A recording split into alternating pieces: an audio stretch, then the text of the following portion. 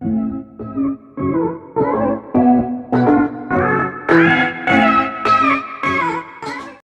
again, welcome back to my YouTube channel. It's Economics Time. Hi, dear students. My name is Sandeep. I hope you all are doing well. आज की ये video class 12th macro economics series की 8th और national income and related aggregate series की second video है। तो चलो बिना टाइम वेस्ट किए स्टार्ट करते हैं आज की वीडियो का पहला टॉपिक, जिसका नाम है 3 basic terms of national income, या फिर इन्हें कह लो notation science which used in national income, या फिर ये कह लो terminology which used in national income. यानी हमें कुछ लेटर्स हैं जिनके थ्रू हम 3 टर्म्स होते हैं नेशनल इनकम के जिनको डिनोट करते हैं, और वो उनकी कुछ स्पेसिफिक फुल फॉर्म है, उनको समझना है। इससे हमें जितनी भी इक्वेशंस होंगी नेशनल इनकम की उसको रीड करने में कोई दिक्कत नहीं होगी। तो चलो स्टार्ट करते हैं। पहला टर्म जिसमें 2 लेटर आपको देखने को मिल सकते हैं, या तो जी या तो एन। अगर जी दिखता है तो उस इक्वेशन के पहले टर्म का वो जी लेटर रिप्रेजेंट करता है ग्रॉस को, और अगर एन दिखता है तो उस इक्वेशन का पहला टर्म का एन लेटर रिप्रेजेंट करता है नेट को। क्लियर?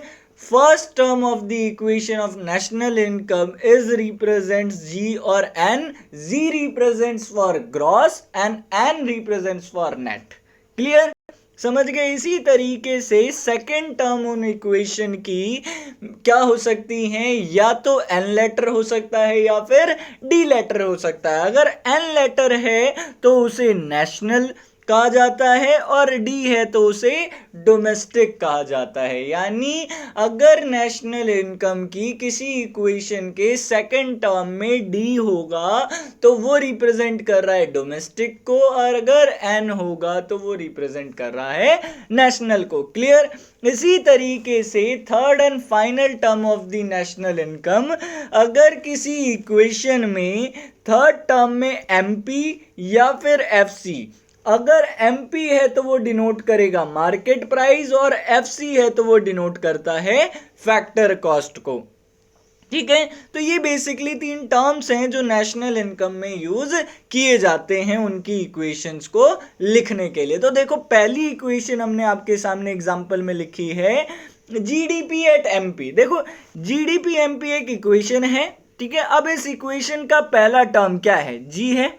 अब पहला टर्म नेशनल इनकम में अगर जी है तो वो क्या रिप्रेजेंट कर रहा है? देखो, ग्रॉस को रिप्रेजेंट करता है, तो हमने क्या लिखा है? ग्रॉस लिखा है।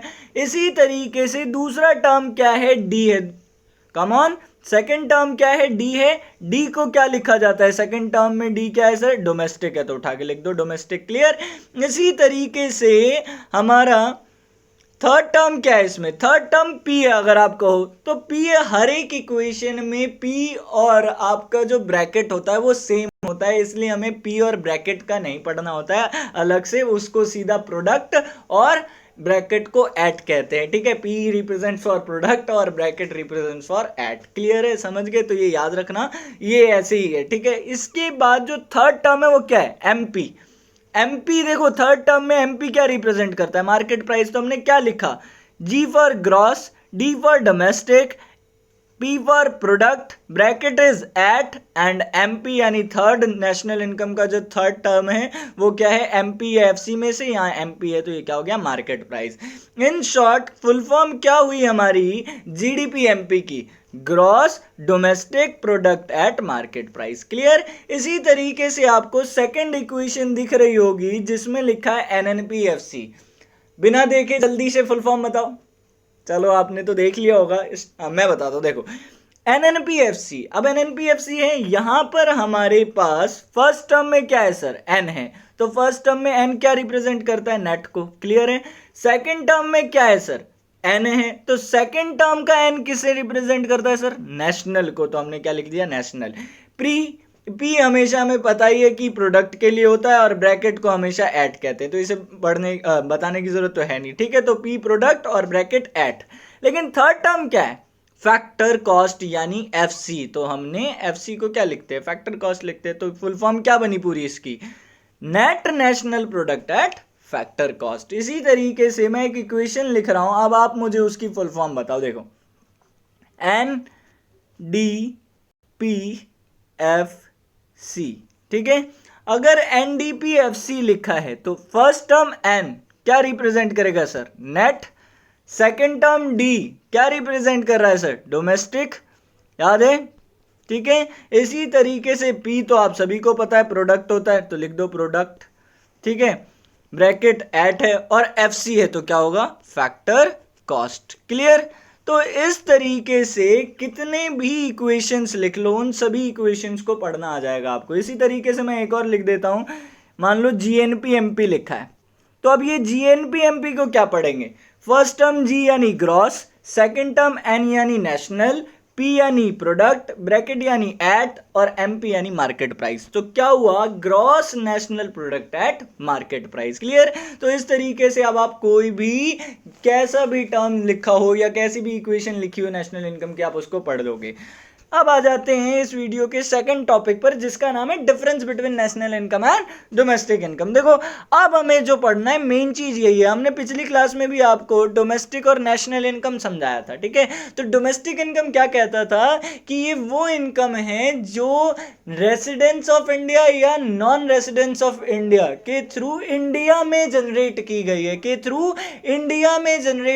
है, तो उसको क्या कहते हैं? हम डोमेस्टिक इनकम कहते हैं। लेकिन नेशनल इनकम क्या है कि सिर्फ रेसिडेंस ऑफ इंडिया के थ्रू आउटसाइड द इंडिया या फिर विद इन इंडिया में जनरेट की गई है, तो वो नेशनल इनकम है। देखो डोमेस्टिक इनकम कहता है कि इनकम जनरेट होनी चाहिए डोमेस्टिक टेरिटरी के अंदर, चाहे वो विदेशी कर रहा हो चाहे देशी कर रहा हो। लेकिन नेशनल इनकम कहता है कि इनकम जनरेट होनी चाहिए देश के बंदे के द्वारा, यानी सिर्फ देशी के द्वारा, यानी हिंदुस्तानी के द्वारा जनरेट होनी चाहिए, और वो चाहे कहीं भी हो, देश में हो चाहे विदेश में हो, उससे मतलब नहीं होता है। तो इस तरीके से हम डोमेस्टिक इनकम को दो पार्टों में डिवाइड कर सकते हैं। पार्ट ए क्या होगा?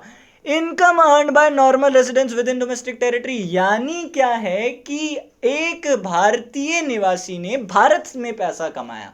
सही बात है, डोमेस्टिक इनकम होगा, क्योंकि डोमेस्टिक इनकम यही कह रहा था ना, नॉर्मल रेसिडेंस हो चाहे नॉन नॉर्मल रेसिडेंस हो, कमाना चाहिए पैसा सिर्फ डोमेस्टिक टेरिटरी में। तो ये तो भाई बिल्कुल सही है, नॉर्मल रेसिडेंस भी है और पैसा भी कमा रहा है हमारे ही देश में। जैसे Vishal mega mart earn a profit from mart in Delhi, यानी विशाल मेगा मार्ट की कोई मार्ट है जो दिल्ली में है, उससे वो पैसा कमा रहा है। अब Vishal mega mart is the residence of India, यानी नॉर्मल रेसिडेंस हो गया, और इन दिल्ली, तो दिल्ली क्या हमारी डोमेस्टिक टेरिटरी है, तो सर ये हमारा डोमेस्टिक इनकम होगा। क्लियर है? समझ गए? अब दूसरा टर्म क्या कह रहा है? दूसरा टर्म ये कहता है income earned bye non normal residence. क्या है? Non normal residence with in domestic territory. Word है ना, विद इन डोमेस्टिक टेरिटरी, यानी किसी विदेशी के द्वारा भी अगर आपके देश में पैसा, हिंदुस्तान में पैसा कमाया गया है, तो वो भी डोमेस्टिक इनकम में इंक्लूड होगा। अब इसका एग्जांपल क्या है सर? तो देखो इसका एग्जांपल है आपके सामने, लैंड रोवर अर्न्ड अ प्रॉफिट थ्रू सेलिंग कार्स इन मुंबई, यानी लैंड रोवर जो कंपनी है वो आपके यहाँ की रेसिडेंस तो है नहीं, तो वो क्या है? नॉन नॉर्मल रेसिडेंस है। वो क्या है? आपका नॉन नॉर्मल रेसिडेंस है, और उसने पैसा अर्न किया है डोमेस्टिक टेरिटरी, डोमेस्टिक टेरिटरी नहीं, हाँ सॉरी, उसने डोमेस्टिक टेरिटरी के अंदर पैसा अर्न करा है। तो ये क्या है? ये हमारे लिए क्या है? डोमेस्टिक इनकम का पार्ट है। अब इसको हम एक चीज और नाम दे सकते हैं। देखो लैंड रोवर जो है वो विदेश की कंपनी है, अगर वो पैसा कमाएगी हमारे देश में, तो क्या वो अपने देश में पैसा रहने देगी? वो तो अपने देश ले जाएगी ना, हमारे देश में पैसा नहीं रहने देगी। वो कहाँ ले जाएगी? अपना जहां भी उसकी लैंड रोवर की जो अपनी देश है, उस देश में वो पैसा लेकर चले जाएंगे, वो प्रॉफिट अपने देश में लेकर चले जाएंगे। तो इसको हम इसीलिए नाम दे सकते हैं फैक्टर इनकम टू अब्रॉड। क्या नाम दे सकते हैं? Factor income to abroad. Clear है? समझ गए? क्यों दे सकते हैं फैक्टर इनकम टू अब्रॉड? क्योंकि इनकम जनरेट हुई हमारे यहाँ लेकिन चले गई विदेश में। इनकम जनरेट कहाँ हुई? इंडिया में जनरेट हुई, क्योंकि मुंबई इंडिया में ही है, लेकिन चले गई बाहर, तो इसीलिए फैक्टर इनकम टू अब्रॉड, यानी विदेशों को कारक आए। ठीक है, यानी विदेशों को चले गई पैसा, विदेशों में चला गया हमारा पैसा। क्लियर है? समझ गए? तो इस तरीके से डोमेस्टिक इनकम क्या हो सकता है? D equals to A plus फीटा। क्यों? क्योंकि अभी हमने ए को नाम, ए का नाम क्या है हमारा? ए का नाम है income earned by normal residence with in domestic territory, यानी सामान्य निवासी के द्वारा भारत में इनकम की प्राप्ति। लेकिन बी क्या था? बी हमारा फीटा था, अभी बताया कि हमारे देश से कमा के बाहर ले गया, तो डोमेस्टिक इनकम ये हो गया। लेकिन अगर अब मैं आपको कहूं कि हमारा ए, मुझे ये पता लगाना है कि हमारे देश में हमारे लोगों ने कितना पैसा अर्न किया, तो उसका फॉर्मूला क्या होगा सर? डी माइनस होगा, ये किसी को दिक्कत नहीं है, यही होगा D minus fita equals to A, यानी which is this is what income earned by normal residence with in domestic territory. Clear है? यानी सामान्य निवासी द्वारा कमाया गया इनकम जो उसने हमारे ही देश में कमाया है। क्लियर है? ये होगा हमारा ए। अब आ जाते हैं नेशनल इनकम पर। देखो नेशनल इनकम अभी आपको मैंने डेफिनेशन बता दिया, आप चाहें तो पढ़ सकते हैं। इसके बाद हम आगे बढ़ते हैं, इसमें भी दो पार्ट है। देखो इसका भी पार्ट ए बिल्कुल सिमिलर है हमारे पार्ट ए डोमेस्टिक इनकम की तरह। कैसे सिमिलर है? देखो ये भी क्या कह रहे हैं, income earned by normal residence with in domestic territory, यानी कि वही हिंदुस्तान का बंदा हिंदुस्तान में अगर पैसा कमा रहा हो तो उसे हम क्या कहते हैं, नेशनल इनकम में इंक्लूड करते हैं। इसी तरीके से डोमेस्टिक इनकम में भी तो इंक्लूड करते ही थे उसे। तो इससे क्या समझ में आ रहा है? ऐसा होता है कि कई चीजें जिनको हम डोमेस्टिक इनकम में इंक्लूड कर रहे हैं उन्हें नेशनल इनकम में भी करते हैं। ऐसा कभी मत लिखना कि कोई चीज नेशनल इनकम में इंक्लूड हुई है तो वो डोमेस्टिक में नहीं होगी, या डोमेस्टिक में हुई है तो नेशनल इनकम में नहीं होगी। ऐसा जरूरी नहीं है, हो भी सकती है और नहीं भी हो सकती है। देखो हो सकती है कि नहीं हो सकती? देखो विशाल मेगा मार्ट, वही विशाल मेगा मार्ट जो प्रॉफिट अर्न कर रहा है अपने मार्ट से जो कि दिल्ली में, वो नेशनल इनकम में भी काउंट है और वो डोमेस्टिक इनकम में भी काउंट है। क्लियर है? समझ गए? तो इस तरीके से दोनों में काउंट होगी। अब आ जाते हैं डिफरेंस क्या है कि नेशनल इनकम क्या नहीं कैलकुलेट करता। नेशनल इनकम सर दूसरी चीज कैलकुलेट करता है उसकी जगह पर, यहां फीटा नहीं होता। देखो यहां क्या होता है, income earned by normal residents outside the domestic territory. क्या डोमेस्टिक इनकम में ये कहा गया था कि आउटसाइड द डोमेस्टिक टेरिटरी भी अगर इनकम जनरेट हुई है तो उसको हम डोमेस्टिक इनकम में करेंगे? नहीं करेंगे ना, ऐसा नहीं लिखा था ना वहां। यहां लिखा है कि अगर आपने इनकम बाहर से, लेकिन आपने का मतलब है हिंदुस्तानी, अगर हिंदुस्तानी ने इनकम विदेश से भी अर्न करी है तो उसको भी हमें क्या करना पड़ेगा, नेशनल इनकम में काउंट करना पड़ेगा। बस ये क्या नहीं कैलकुलेट करता, ये विदेशियों के द्वारा अर्न की गई इनकम को कैलकुलेट नहीं करता, जबकि हमारा कौन कर लेता है, डोमेस्टिक इनकम में किया जाता है। अगर वो विदेशी हिंदुस्तान में पैसे अर्न कर रहे हैं तो उसको किया जाता है। इसी तरीके से इसका एग्जांपल है, देखो Tata earn profit from office in Japan, यानी जो टाटा कंपनी है वो अपनी प्रॉफिट कमा रही है कहां से, जापान से। जापान हमारा डोमेस्टिक टेरिटरी नहीं है, लेकिन जो टाटा है वो हमारे लिए नॉर्मल रेसिडेंस है। तो नॉर्मल रेसिडेंस ने outside the domestic territory income earn करी है या इनकम जनरेट करी है तो वो नेशनल इनकम में कैलकुलेट होगी। और ये क्या हो जाएगा सर, ये इस तरीके से हमारा फीफा हो जाएगा। क्लियर है? अब देखो दोनों में एक चीज तो कॉमन मिली ना हमें, क्या, ए दोनों का कॉमन मिला। तो इस तरीके से हम एक इक्वेशन लिख सकते हैं। देखो और अगर मैं आपको कहूं नेशनल इनकम क्या है, तो नेशनल इनकम भी इन दोनों का प्लस है। क्लियर है?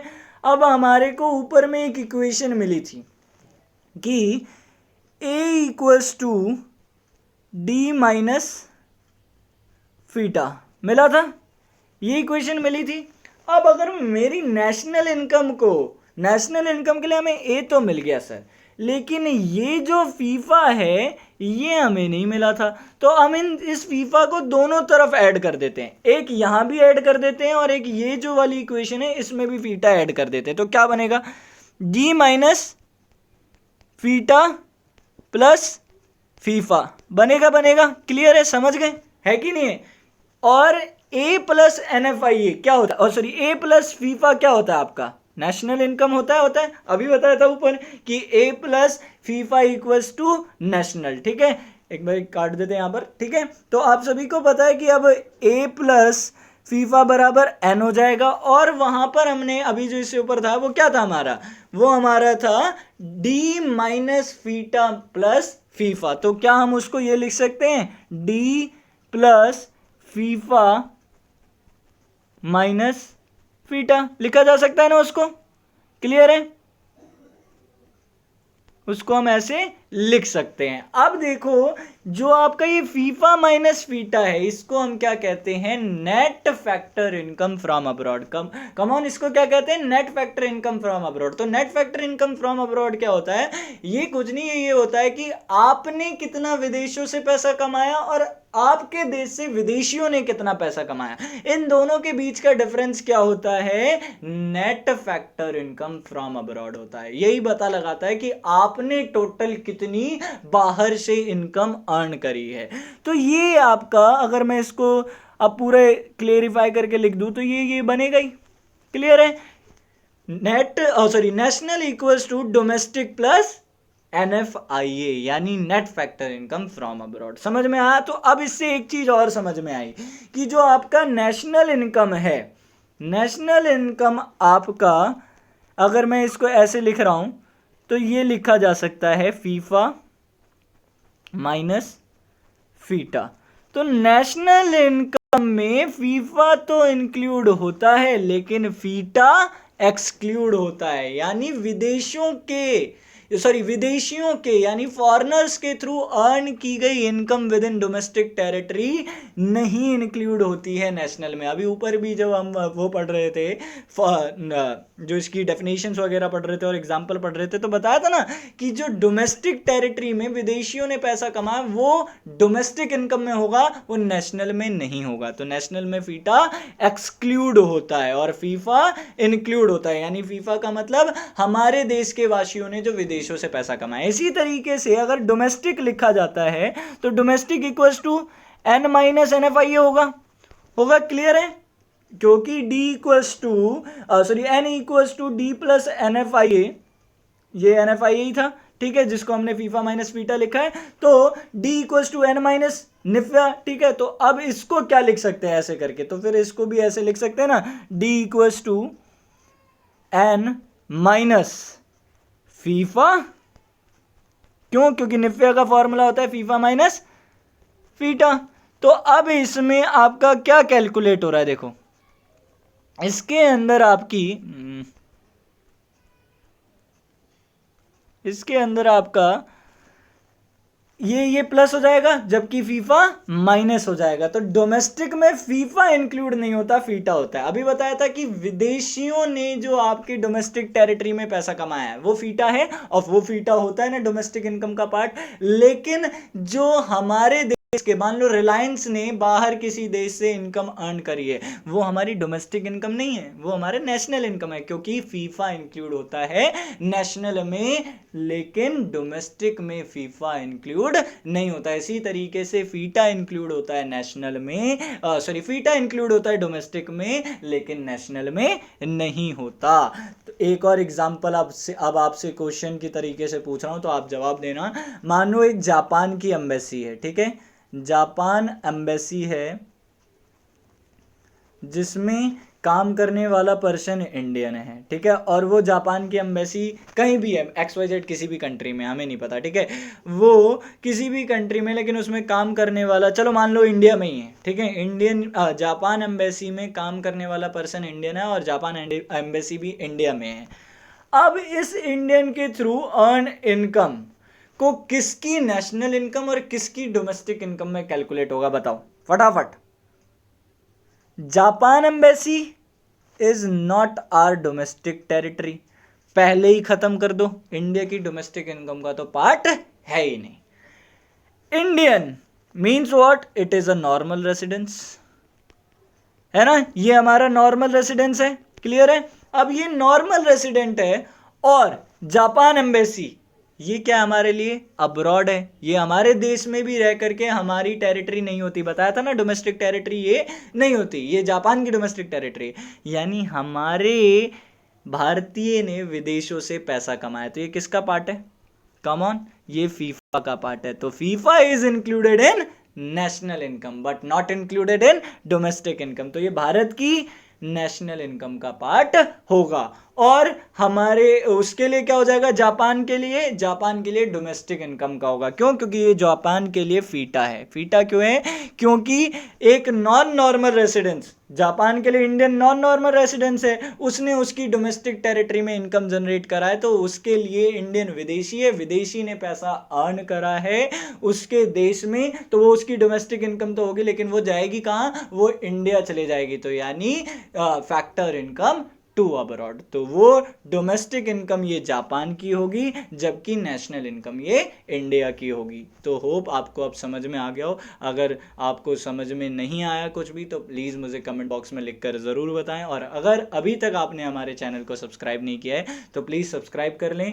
और हाँ, अभी ये वीडियो एंड नहीं हुई है, एक इंपॉर्टेंट अनाउंसमेंट ये थी कि हमने जो basic concepts of macro economics पढ़ा था उसके मैंने कुछ क्वेश्चंस बनाए हैं, और उनका पीडीएफ मैंने आपको डिस्क्रिप्शन बॉक्स में दिया हुआ है, तो आप प्लीज़ वहाँ से जाकर डाउनलोड कर सकते हैं और उनके आंसर भी हमें कमेंट बॉक्स में भेज सकते हैं। ठीक है।